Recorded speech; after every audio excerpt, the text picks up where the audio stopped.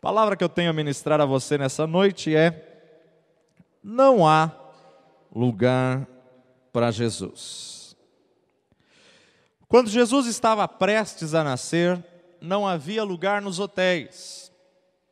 Muitas pessoas insistem em dizer que Jesus nasceu num lar pobre, num lar paupérrimo. Muitas pessoas insistem em dizer que José, Maria eram muito pobres. Meu amado, em primeiro lugar, marcenaria era o ofício que mais dava dinheiro naquela época. Marceneiro naquela época era uma das profissões mais bem remuneradas e mais bem reconhecidas. E falar que José, na verdade, era marceneiro, comprar um móvel era só para a classe alta.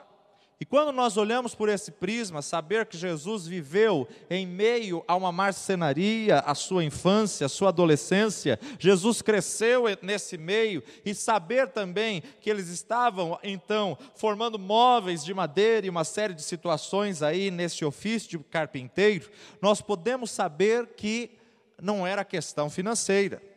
Na verdade, diz o texto, não vamos nos apegar nisso nessa noite, numa outra oportunidade, diz o texto bíblico que não havia lugar nas hospedarias. Em primeiro lugar, para que Maria, para que José pudesse ir procurar lugar, isso apenas já era uma condição de que eles tinham uma boa condição financeira, eles tinham posses, eles tinham bens, eles tinham finanças, não era uma família pobre. Agora, o fato de ele nascer na estrebaria é porque era necessário. Era necessário para que se cumprisse a profecia, para que se cumprisse a palavra de Deus. Mas quando Jesus estava prestes a nascer, Maria estava nos dias de dar à luz, não havia lugar nos hotéis, por causa do recenseamento que estava havendo, bem que procuraram vagas nos hotéis, nas estalagens, mas não havia lugar. Não há vagas em lugar nenhum aonde eles haviam procurado. E José e Maria então vão para o estábulo, e Jesus, ao nascer, é colocado numa manjedoura improvisada ali de palha na estrebaria.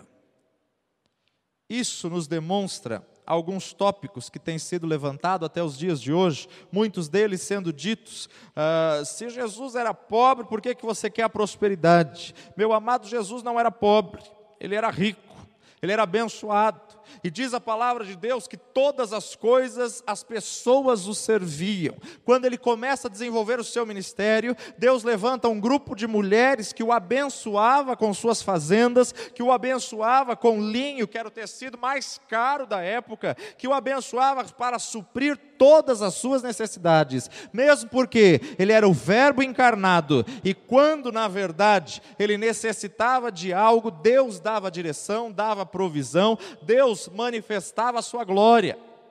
Ser rico não é você ter uma conta próspera, não é você ter uma conta cheia, abastada.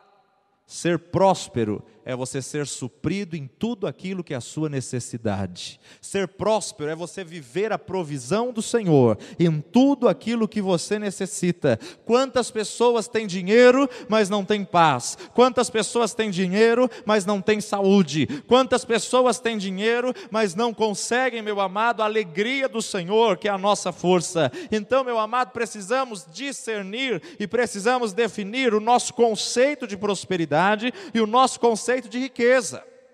De nada nos vale termos tanto dinheiro se nós não tivermos paz nos nossos corações. De nada nos vale nós termos bens, riquezas, fazendas, se nós não tivermos, meu amado, provisão e suprimento, saúde, na hora que necessitamos. E Jesus então, José e Maria estavam procurando local para Jesus nascer, e eu gostaria de deixar bem claro, a questão não era financeira, a questão, tem até uma música do cantor cristão que diz: pobrezinho nasceu em Belém. Ele não era pobrezinho, coisa nenhuma, ele é dono do ouro e da prata, ele é Deus, o Verbo encarnado, o Senhor de todas as coisas. Então nós temos que saber isso, até o dia de hoje, Jesus está procurando casas para que ele possa fazer morada.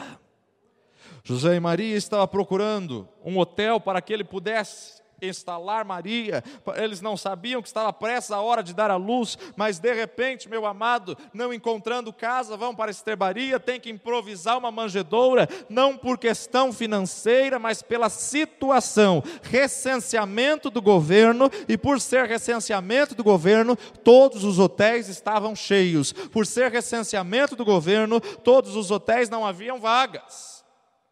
Mas para que eles pudessem procurar hotel, já me demonstra que eles tinham condições, posses, finanças.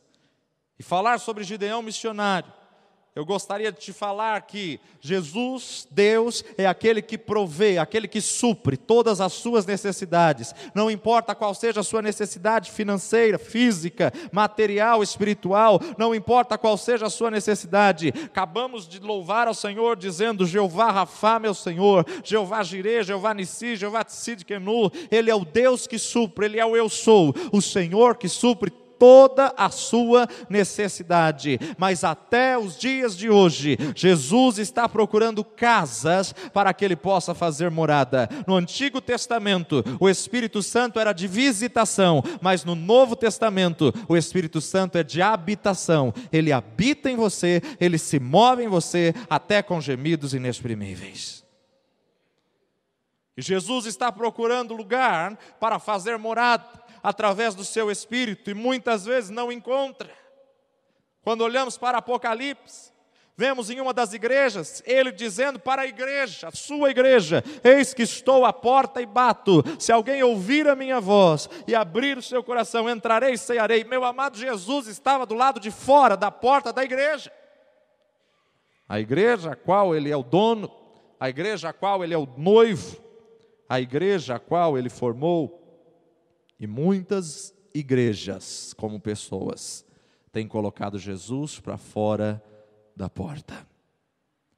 E por isso o tema dessa mensagem é: não há lugar para Jesus. Quantas pessoas, meu amado, passam natais e mais natais sem haver lugar para Jesus? Quantas ceias, quantas festas, quantas comemorações, celebrações sem haver lugar para Jesus? Quando Jesus estava nas bodas de Caná da Galileia, muitas pessoas insistem em dizer que ele foi mal educado com Maria, dizendo: mulher, ainda não chegou a minha hora. Mas na verdade Jesus não foi mal educado. O que Jesus estava dizendo, em outras palavras, era: olha, eles não me chamaram para ser senhor do casamento, eles não me chamaram para ser senhor da festa, eles não me chamaram para estar no centro. Deixa eu aqui no cantinho, no anonimato, porque enquanto eu não for senhor, eu não posso fazer nada. Enquanto eu não estiver no centro deste casamento, eu não posso fazer nada. E por isso então Maria vai até os empregados, até os servos, e ela diz aos servos: fazei tudo o que o Senhor vos mandar. Maria estava conduzindo todos aqueles convidados, aqueles noivos, aqueles familiares, a colocar Jesus como centro. E a partir do momento que Jesus é o centro, Ele pode transformar toda água em vinho, toda situação adversa numa grande vitória e numa grande bênção. E meu amado, eu gostaria de compartilhar com você, nessas poucas palavras, quantas pessoas como igreja não têm aberto seu coração, a sua casa para Jesus habitar. Estamos num culto onde manifesta o poder de Deus e pessoas glorificam, falam em línguas, adoram ao Senhor, e de repente sai do culto e alguém questiona e falam: puxa, a visitação do Senhor foi tremenda, o Espírito Santo me visitou tremendamente. O Espírito Santo não quer visitar, Ele quer habitar, Ele quer morar. Deus não quer que você tenha momentos de experiência, mas o Senhor quer que você ande num evangelho vivo, num evangelho verdadeiro. Meu amado, Deus está conduzindo a igreja, é o próprio Deus que está chacoalhando a árvore, para que aquele que tem um compromisso com Ele, possa ser lavado, limpado, comprado, remido, possa trocar as vestes no sangue do Cordeiro, para vestes novas, porque o Senhor está separando já o trigo do joio, o Senhor já está fazendo a sua separação, o Senhor já está manifestando a sua glória e preparando a igreja para a vinda do Cordeiro. O Senhor já está preparando através do Espírito Santo para que aqueles que verdadeiramente aceitaram a Jesus como Senhor e Salvador da sua vida possam ser purificados. Por isso que estamos sendo provados, por isso que estamos passando pela moinha de Deus, por isso que estamos passando pelo estreito, pelo vale, por isso que estamos passando pelo Getsêmani, aonde o próprio Deus nos espreme, aonde o próprio Deus nos aperta, para que nós possamos, meu amado, manifestar aquilo que há dentro de nós. Quantas pessoas na hora da prova abandonam ao Senhor, largam ao Senhor, mas aquele que está firmado em Cristo, estou bem certo que nem a morte, nem a vida, nem anjos, nem principado, nem potestade, nem qualquer outra criatura poderá me separar do amor de Deus que está em Cristo Jesus, nosso Senhor. José não encontrou lugar para Jesus nascer. Será que hoje o Espírito Santo tem encontrado lugar, corações, casas para fazer morada? E quando olhamos para o Novo Testamento, observamos alguns personagens bíblicos que abriram as portas da sua casa para o Evangelho, abriram as portas da sua casa para a pregação da palavra. Meu amado, Deus nos chamou e Deus nos comissionou, Deus nos chamou para ganharmos vidas, para fortalecermos, para discipularmos, para frutificarmos. E ao abrirmos as portas do nosso coração, nós devemos entender que temos uma grande comissão. Necessariamente você não precisa sair da sua casa, sair do seu bairro, necessariamente você não precisa abandonar a sua família e mudar para um outro país, mas todos nós temos a grande comissão de pregarmos o Evangelho, e de por todo o mundo pregar o Evangelho a toda criatura, discipulando-os, ensinando-os, batizando-os em nome do Pai, do Filho e do Espírito Santo de Deus. Deus nos chamou para ganharmos vidas e para discipularmos estas vidas pela pregação da palavra,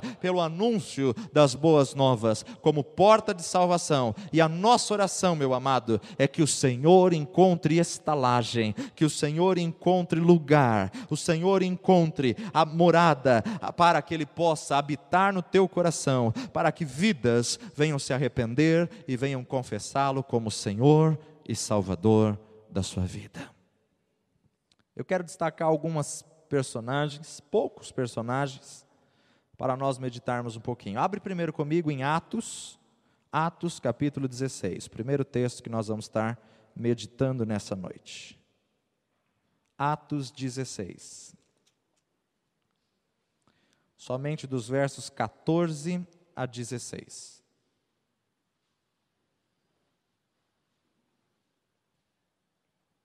Atos 16, 14 a 16. Quem encontrou de glória? Atos 16, 14. E uma certa mulher chamada Lídia, vendedora de púrpura, da cidade de Tiatira, e que servia a Deus, nos ouvia. E o Senhor lhe abriu o coração para que estivesse atenta ao que Paulo dizia. Depois que foi batizada, ela e a sua casa nos rogou, dizendo: se haveis julgado que eu seja fiel ao Senhor, entrai em minha casa e ficai ali. E nos constrangeu, nos levou a isso. Primeiro lugar, verso 14. Mulher chamada Lídia, vendedora de púrpura. Vender púrpura naquela época era somente para pessoas de grandes posses, riquíssima. Uma mulher que era vendedora de púrpura, próspera, que tinha um comércio, comercializava tecidos. Veja que da cidade de Tiatira, e diz o texto, servia a Deus. Uma mulher próspera, que era serva do Senhor, serva de Deus Jeová, mas ainda não tinha conhecido Jesus. E está dizendo o texto, ela nos ouvia e o Senhor lhe abriu o coração para que estivesse atenta ao que Paulo dizia. Ela já servia a Deus, mas ainda não conhecia Jesus. Ela estava no tempo de lei ainda. E o Senhor abriu o coração, e depois que ela foi batizada, depois que ela creu, confessou Jesus como Senhor e Salvador, passou pelas águas, ela abriu as portas da sua casa e ela disse: entrai em minha casa. Uma mulher próspera, vendedora de púrpura, um dos tecidos mais caros da época, servia a Deus e não conhecia Jesus, mas quando conheceu Jesus, ela abriu a casa, ela abriu as portas da sua casa para poder hospedar os missionários, para poder hospedar o apóstolo Paulo. Ela abriu as portas, meu amado, para servir a Jesus com tudo aquilo que ela tinha, com tudo aquilo que ela era abençoada. Se você continuar lendo o texto, logo depois que ela abriu a porta da sua casa, você vai ver que foi preso Paulo e Silas quando estava hospedado na casa dessa mulher. Mas mesmo assim, ela ficou firme. Verso 40. E saindo da prisão, entraram então na casa de Lídia, e vendo os irmãos, os confortaram e depois partiram. A palavra de Deus nos diz que aquele que quiser servir ao Senhor piamente, padecerá perseguições e sofrerá necessidades. Mas, meu amado, Deus tem uma provisão sobrenatural para a tua vida. Deus, Ele tem a bênção, o suprimento, aquilo que você necessita. Ele é o eu sou o teu suprimento, eu sou a tua provisão, eu sou a cura, eu sou a bandeira, eu sou a prosperidade, eu sou todas as coisas. Não importa qual seja o vale ou quão profundo seja o vale que você esteja passando, o Jesus, o Deus que nós temos, o Jesus que nós servimos, Ele é aquilo que você necessita que Ele seja. Mateus capítulo 10, verso 42. Mateus 10, 42.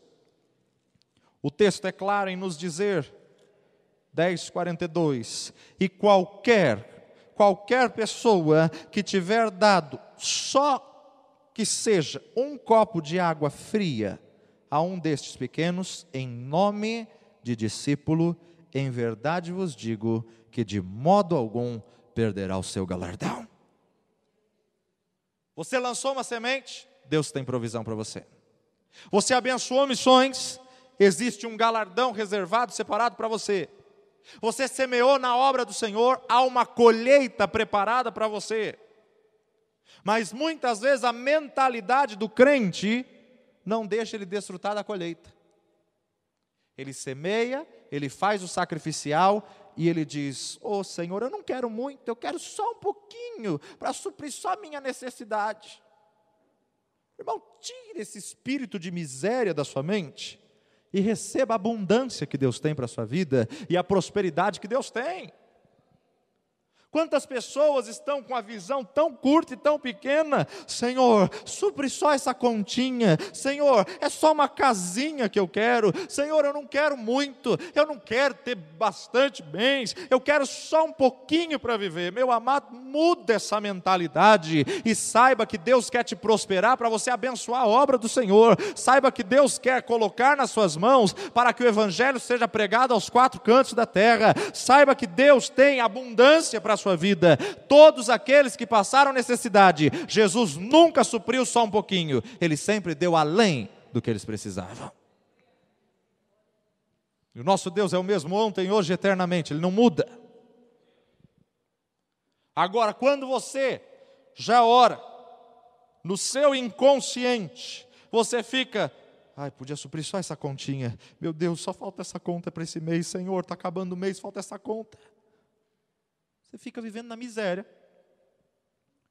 Mas quando tua mentalidade é de um Deus que é próspero, dono do ouro e da prata, e que tem uma abundância para você, as janelas dos céus vão se abrir, e você vai desfrutar de uma bênção tal, e no inglês diz que não terá lugar para guardar, de tanto que Deus vai te dar. É esse Deus que nós servimos. Irmão, a mentalidade da igreja precisa mudar. Temos passado em congressos e mais congressos, convenção e mais convenção, e eu tenho ouvido uma mentira em diversos púlpitos: "Oh, a igreja brasileira é uma igreja pobre, a igreja brasileira não tem condições de sustentar missionários, a igreja brasileira não tem condições de abrir obras, a igreja brasileira é pobre, o povo brasileiro é pobre." Meu amado, está quebrado em nome de Jesus. A última matéria do Ibope, da Veja, afirma que os evangélicos ultrapassaram 60 milhões de pessoas no Brasil. E a última pesquisa, o último levantamento da feira que aconteceu ali na Marginal Tietê, ali, Center Norte, fala que o rendimento da feira ultrapassou a todas as feiras que acontecem naquele pátio. Foi um rendimento fabuloso. Só tinha produto evangélico. Vai dizer que o povo de Deus é pobre? Pode não ser pobre, mas tem uma mentalidade de miserável. E quantos que ficam vivendo na miséria, porque não mudou a mente?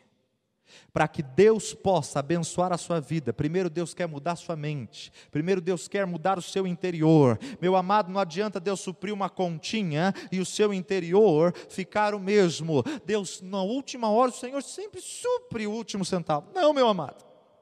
Deus quer te dar em abundância, de maneira tal que não tomarás emprestado, mas emprestarás a muita gente, se compadecerás e darás a muitos povos.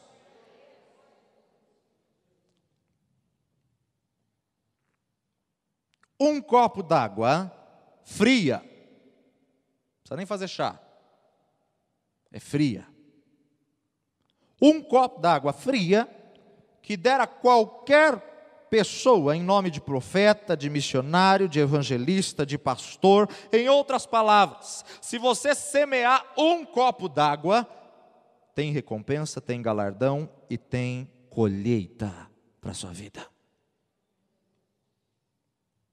Agora, muitas vezes a mentalidade miserável, mas eu não fiz isso para receber nada em troca. Meu irmão, não é questão de receber nada em troca, é questão de lei e princípio de Deus.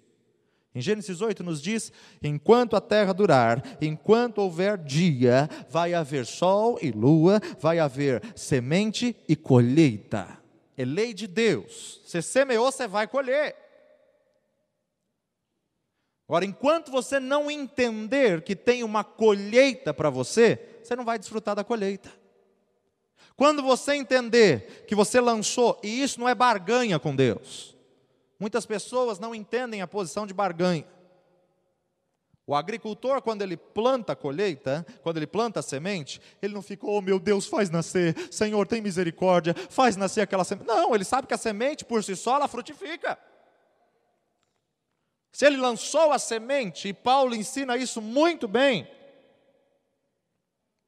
porque o que pouco semeia, pouco colhe, mas o que semeia muito, muito colhe. Agora, se você lança a semente, você tem que ser consciente, no tempo certo, aquela semente que eu lancei, ela vai dar fruto. Você não pode lançar qualquer oferta, pode ser 50 centavos, você não pode lançar de qualquer jeito. Não, eu estou semeando 50 centavos na obra, e eu quero colher aquilo que eu estou semeando. Dízimo, você está devolvendo a Deus, mas todo e qualquer tipo de oferta, seja de Gideão, seja oferta de amor, oferta de sacrifício, qualquer oferta que você der, há uma colheita reservada para a tua vida. O Senhor recompensa até um copo d'água que você servir a um dos servos do Senhor. Atos capítulo 17, Atos dos Apóstolos capítulo 17, verso 1.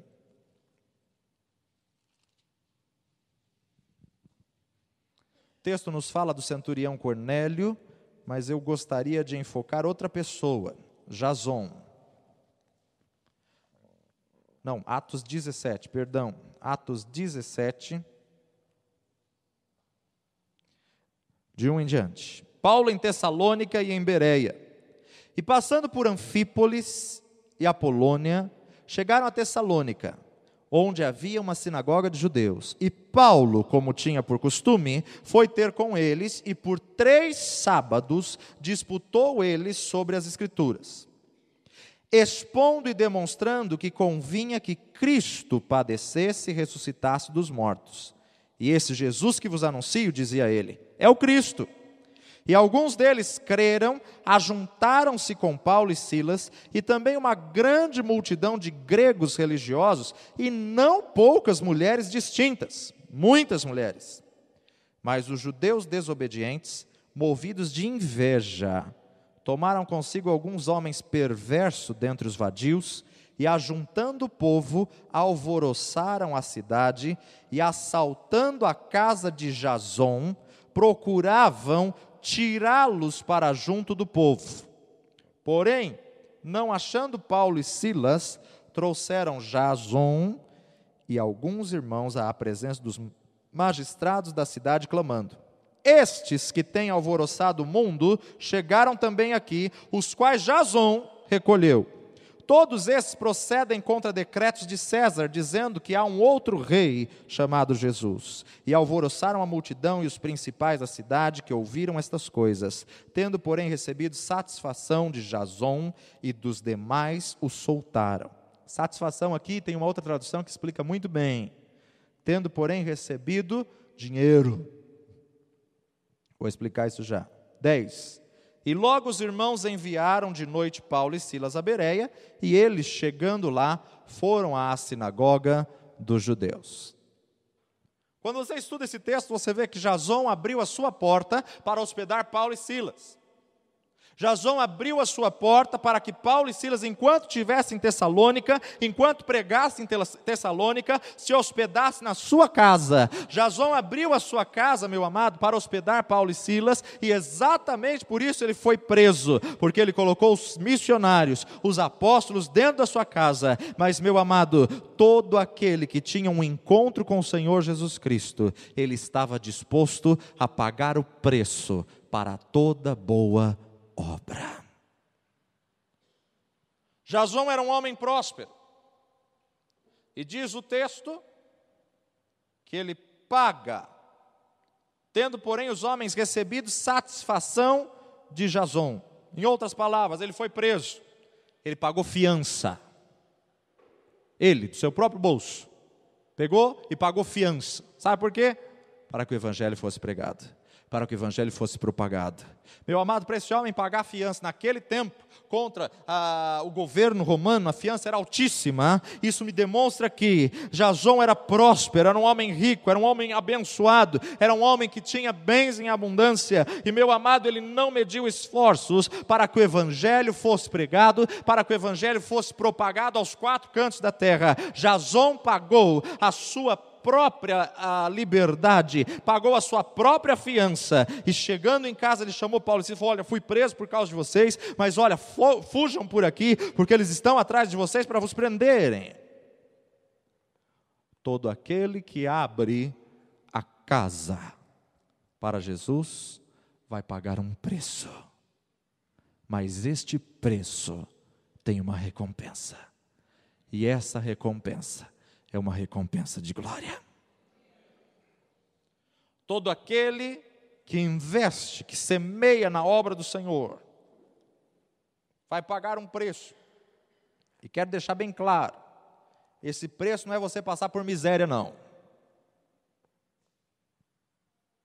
Vai pagar um preço, mas através deste preço, vai receber uma recompensa abençoada, porque é um investimento aonde Deus tem uma colheita próspera na sua vida. Vamos para o Antigo Testamento, 2 Samuel capítulo 6, 2 Samuel capítulo 6,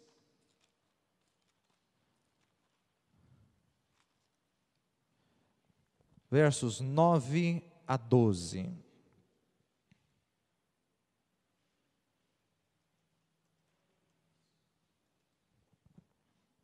6, 9 a 12. Temeu Davi ao Senhor naqueles dias e disse: como virá a minha arca do Senhor? Não quis Davi retirar para si a arca do Senhor para a cidade de Davi, mas Davi a fez levar à casa de Obed-edom, o geteu. Ficou a arca do Senhor na casa de Obed-edom, o geteu, 3 meses, e abençoou o Senhor a Obed-edom e a toda a sua casa. Então avisaram a Davi, dizendo: abençoou o Senhor a casa de Obed-edom e tudo quanto tem, por amor da arca de Deus. Foi, pois, Davi e trouxe a arca de Deus para cima da casa de Obed-edom à cidade de Davi com alegria. Você sabe da história, você conhece a história. A arca estava na casa dos filisteus. Quando colocaram a arca em frente da estátua de Dagom, a estátua caiu. Levantaram a estátua, saíram, a estátua caiu e repartiu os membros do corpo. Pernas para um lado, braço para o outro, cabeça para o outro. A arca, no Antigo Testamento, representava a presença de Deus. Colocar a presença de Deus dentro da casa de Dagom, dentro dos ídolos. Diante da presença de Deus, todo ídolo cai. Diante da presença de Deus, todo inimigo tem que se prostrar. E ali na casa de Obed-edom, e aí Davi estava insatisfeito, porque a arca tinha sido levada para a casa de Dagom, porque o pecado do povo, Saul, tinha se contaminado. Então Davi, diante dessa realidade, Davi queria resgatar a arca de qualquer jeito. Pega carros de boi, e Uzá e Aiô, que estavam acostumados, Uzá e Aiô, que não tinham mínimo temor, pegam carros de boi, colocam a arca no carro de boi, e os bois tropeçaram, e a hora que a arca ia cair do carro de boi, Uzá e Aiô tocou na arca para segurar a arca. Eles tinham uma boa intenção, segurar para que ela não caísse, mas na hora que tocaram, eles morreram instantaneamente. E morreram instantaneamente, porque não se carrega a presença de Deus em carros de boi. A presença de Deus se carrega no coração dos servos, dos adoradores. A presença de Deus se carrega no ombro dos levitas, com preço. A presença de Deus, meu amado, se carrega com jejum, oração, com clamor. A presença de Deus se carrega com temor diante de Deus. Agora imagina um pouquinho. A arca estava na casa de Dagom, destruiu a estátua caiu. Davi vai tentar trazer a arca, o carro de boi, os boi tropeçam, Uzá e Aiô vai tocar na arca, morrem na hora. Tem outra mensagem linda aqui também. Que quando você pega a composição do que a arca era feita, o milagre não era que eles tocaram e morreram. O milagre era que os levitas carregavam e não morriam. Porque tentaram refazer a composição da arca com os mesmos, vamos dizer assim, ingredientes, entre aspas, que foi feita, e ela é um centro de tensão, de gerar energia. Se for feita na dimensão e com as propriedades que ela foi feita, ela dá choque. Então o milagre era quando os levitas carregavam, não quando eles tocaram e morreram. Tocar e morrer, qualquer um que tocasse morria, porque ela era uma concentração de energia mesmo. Então o milagre é o contrário. Mas aí, Uzá e Aiô toca, cai, despenca a arca. E eles morrem. Você levaria essa arca para sua casa? Acabou de sair da casa de Obed-edom, da casa de Dagom, destruiu a estátua. Uzá e Aiô estavam querendo resgatar, morreu. Agora você recebe a notícia, a arca está indo para a sua casa. Você já pensou o temor de Obed-edom? O temor deste homem? Meu Deus, na casa de Dagom destruiu tudo. Uzá e Aiô só tocou, morreu, vai ficar na minha casa. Mas Obed-edom era homem temente a Deus. Obed-edom era servo do Senhor. Ele abriu a sua casa e ele honrou a presença do Senhor que estava na sua casa. E quando você honra a presença do Senhor com temor e tremor, você prospera.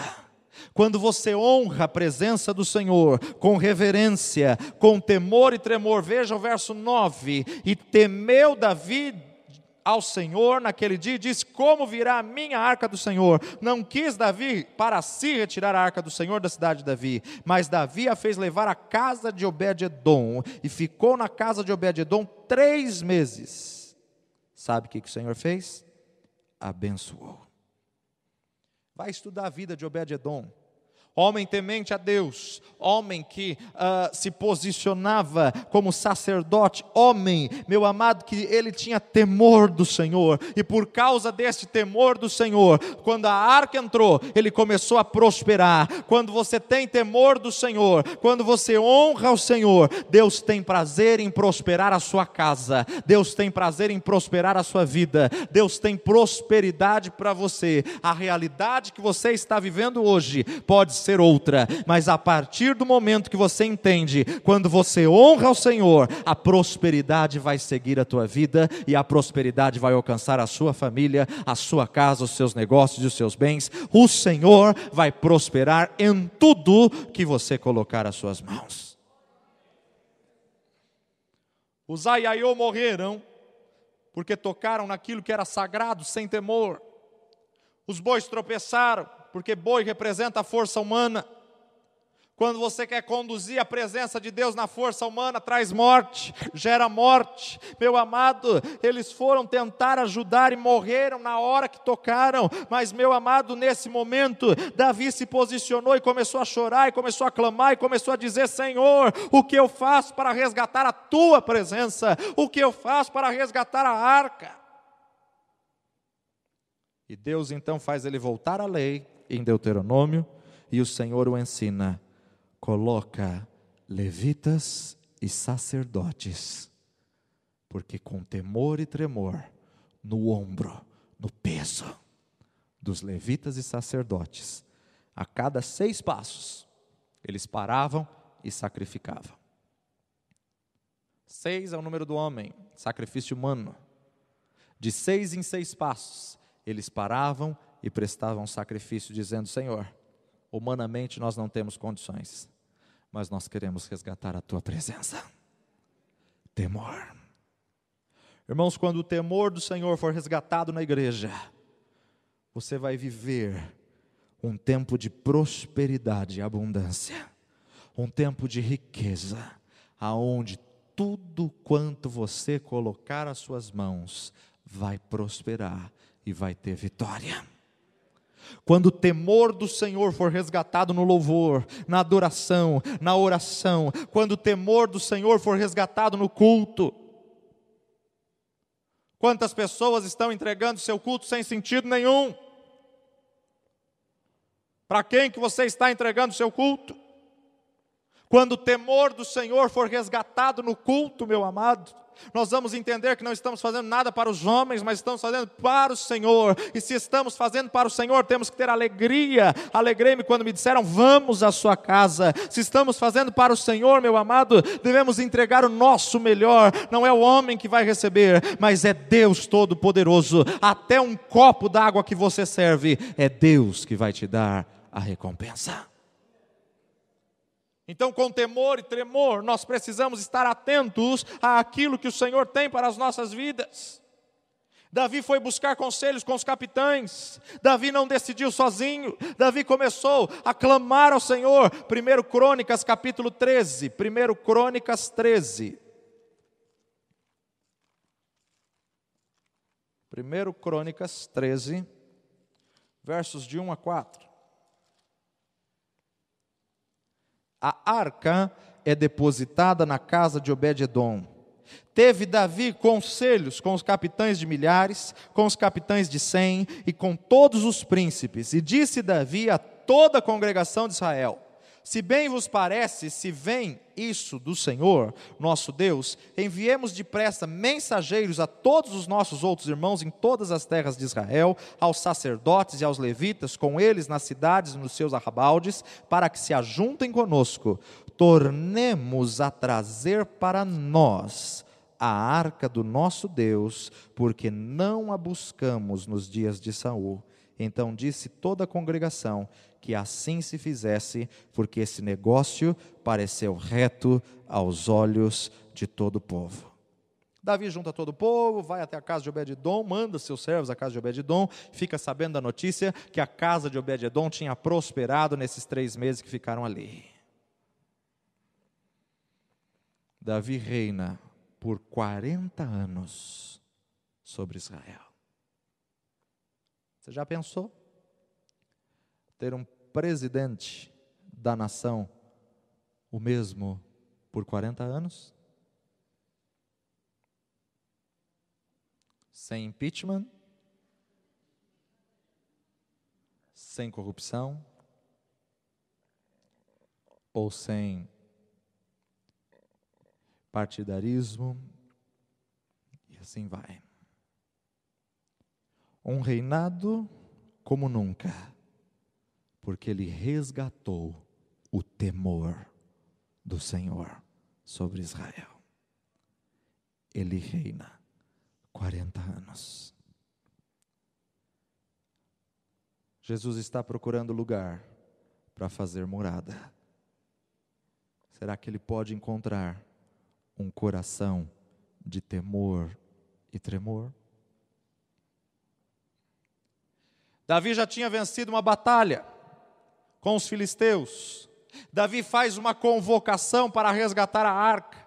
Junto com os escolhidos de Israel, eram em quase 30 mil homens. 30 mil homens. Partiu junto com todo esse povo para levar a arca.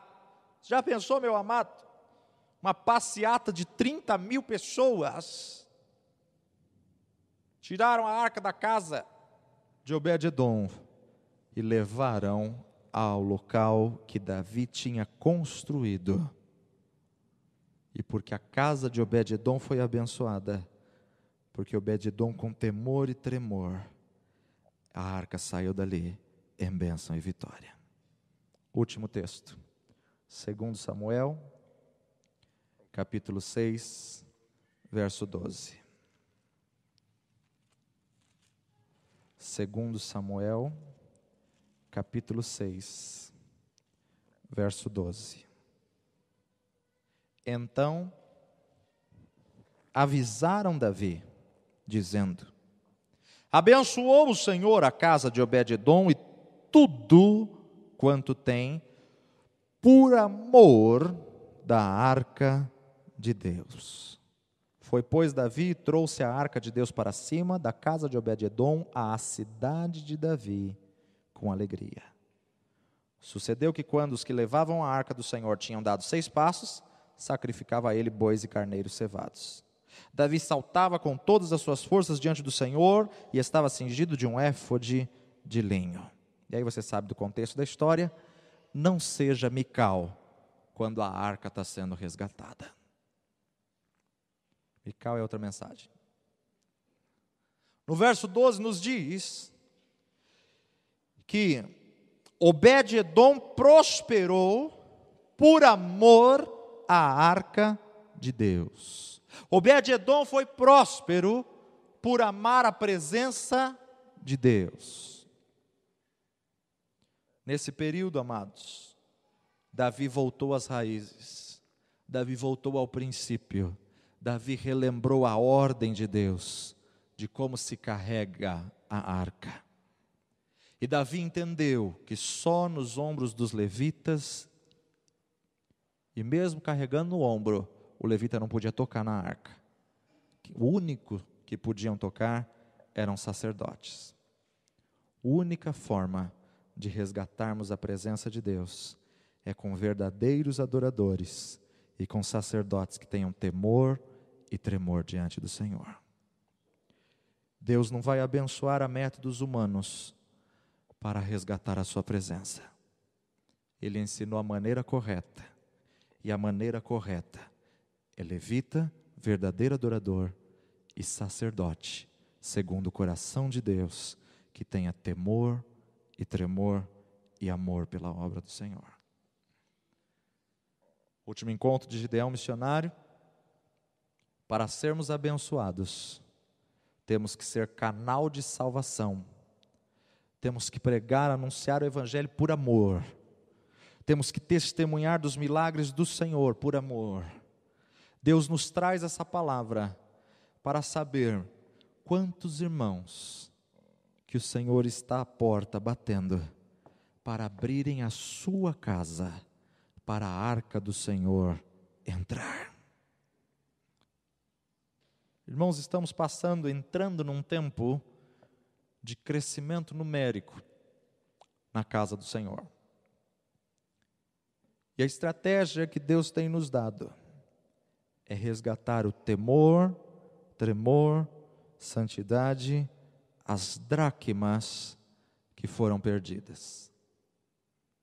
E para isso, você tem que abrir a porta do seu coração.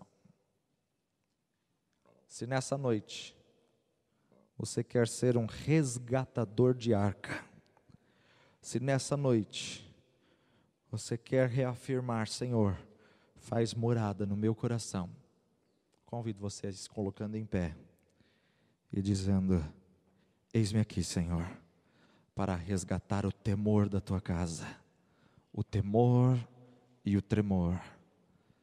E assim como Davi clamou: torna a dar-me alegria da salvação, e não retires de mim o teu Espírito. Que você possa fazer essa oração nesse momento. Fiel, santo, justo, ao olharmos para a tua igreja, Senhor, para a noiva, muitas vezes observamos que ela perdeu temor e tremor, e tem querido carregar a arca em carros de boi, Senhor. Quantos Uzás e Aiós têm morrido por tocarem naquilo que é sagrado. Santo e eterno Deus, como igreja, a começar em nós, quebra corações. A começar em nós, restaura o temor e tremor, Senhor. A começar em nós, restaura o primeiro amor, o amor pela tua casa, pela tua obra, o amor pelas vidas, Senhor. Pai, que possamos, ó Pai, chorar por aquilo que o Senhor chora e se alegrar por aquilo que o Senhor se alegra. Torna-nos a dar a alegria da salvação, Senhor. Torna-nos a dar a alegria de estarmos na tua casa, para que possamos dizer como salmista: alegrei-me quando me disseram, vamos à casa do Senhor. Restaura o temor, ó Pai. Restaura o temor no meio da tua casa, no meio dos levitas, no meio dos adoradores, no meio dos sacerdotes, ó Pai. Tu nos chama como uma nação sacerdotal, Tu nos chamas, ó Pai, como reis e sacerdotes. Restaura, Senhor, o temor e tremor diante da tua presença. Pai de poder e de graça, que possamos viver uma vida de santidade, uma vida de compromisso. Restaura, Senhor, acende a chama do primeiro amor em cada coração, acende a chama do temor, ó Pai, que venhamos, ó Pai, estar diante da Tua presença com temor e tremor, ó Pai, que venhamos, ó Pai, termos atitudes de temor e tremor diante de Ti, ó Pai. Pai, clamamos pela Tua casa, nos arrependemos pela Tua igreja, pelos jovens, pelos adolescentes, pelos casais, pelos líderes, ó Pai, nos arrependemos clamando: Senhor, perdoa-nos, ó Pai, pela falta de temor, pela falta de tremor, pela falta de santidade, Senhor, por muitas vezes levar a Tua presença em carros de boi, conduzir o louvor em carros de boi, conduzir, ó Pai, as coisas que são santas em carros de boi. E torna-nos a dar alegria da salvação, e não retires de nós o Teu Espírito.